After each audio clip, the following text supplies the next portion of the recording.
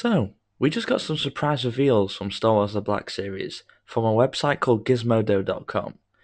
These reveals are from the Mandalorian and Grogu movie, and I guess it makes sense because, the film's 3 months away?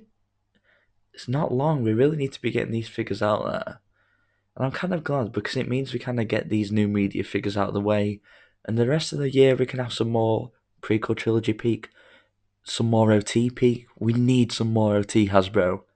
I'm dying for anything OT. And without further ado, let's get into the reveals. First one being the Mandalorian and Grogu, which is the first one in this line.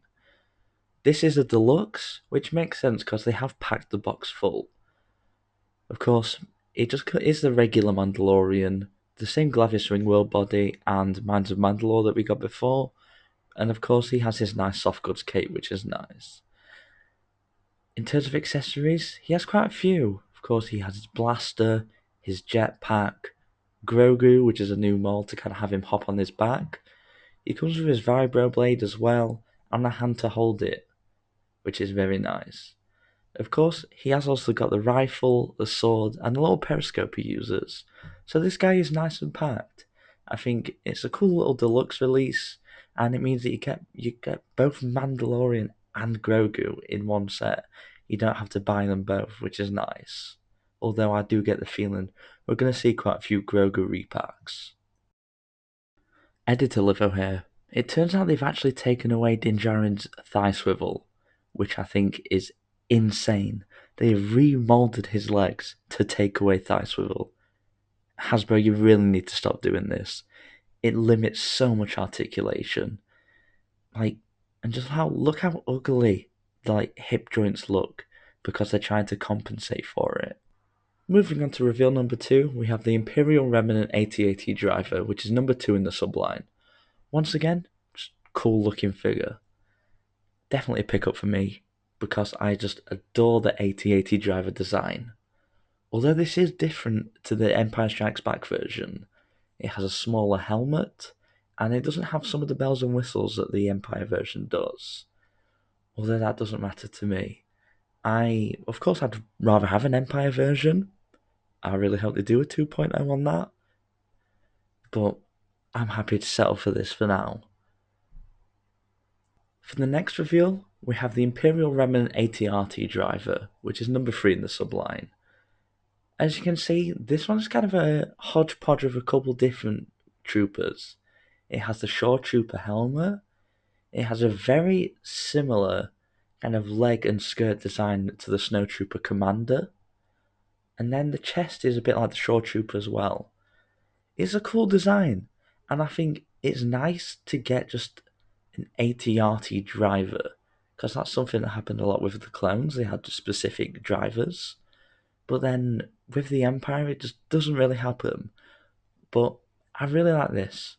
This is a Target exclusive in the US, and for us UK lot, I'm sure this will be available on Star Action Figures. It's a cool little figure.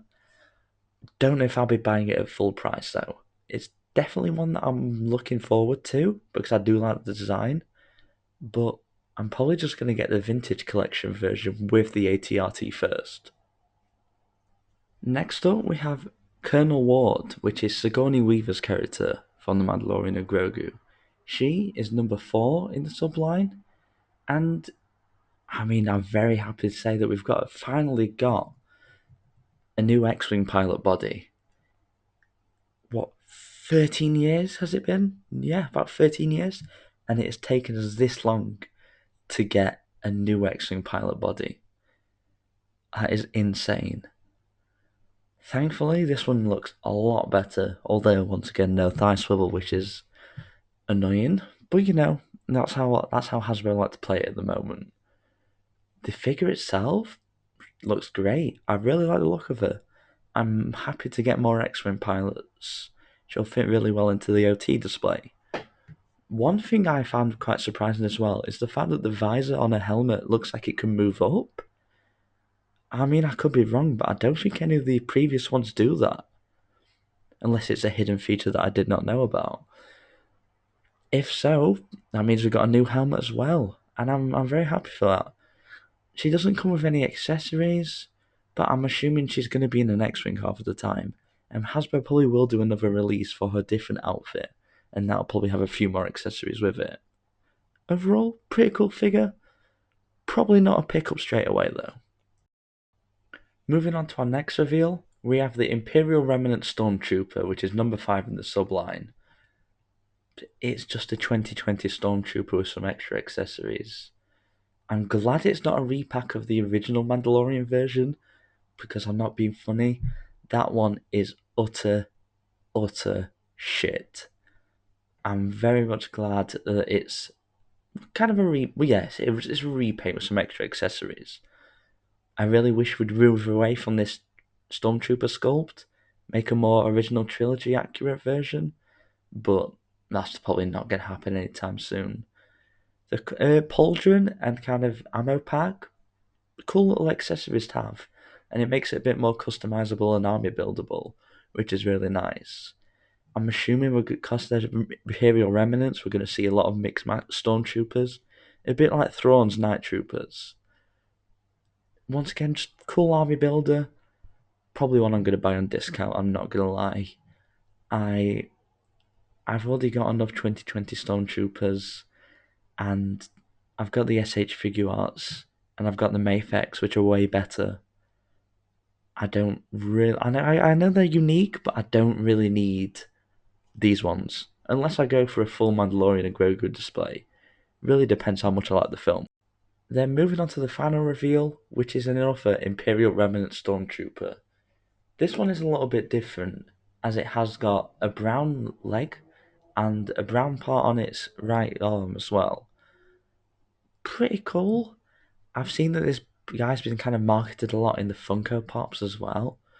So I'm assuming this is another one that we're going to see quite a bit. It's just another 2020 Stormtrooper.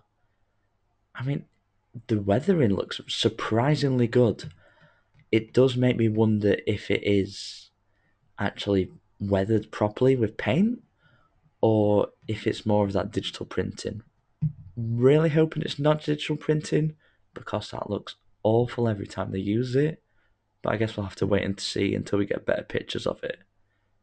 Probably once again, discount pickup for me, not one that I really need to prioritise.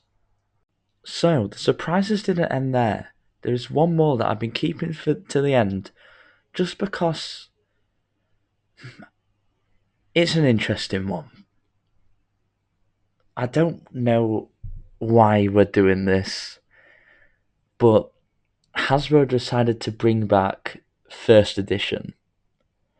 If you didn't know, back in 2019, there was a thing called Force Friday, and just before The Rise of Skywalker came out, there was a whole wave full of First Edition figures, which the only difference was, rather than being in the regular red and black box, it was in a white one instead.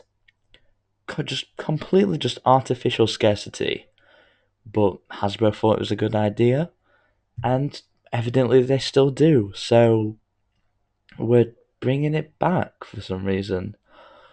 I don't like this. I'll be fully honest. I think it's just a bit shitty. I think once again it is just artificial scarcity.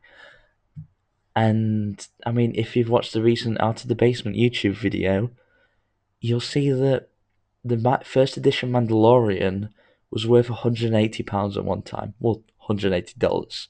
Same thing, same difference. But like, it just makes no sense to me.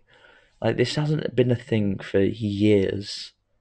I really don't know why we're bringing it back, but I guess we'll wait and see. I'm definitely not picking any.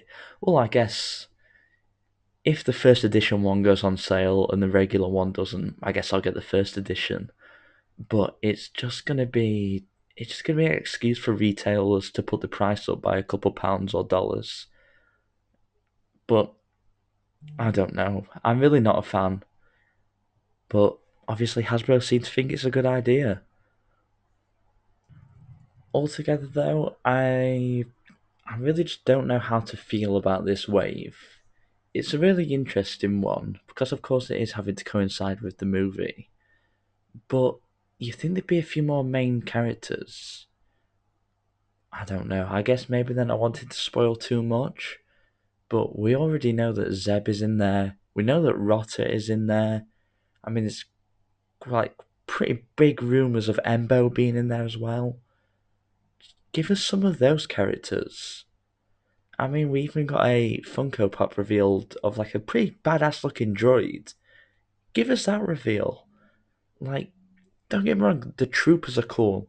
I love Imperial troopers.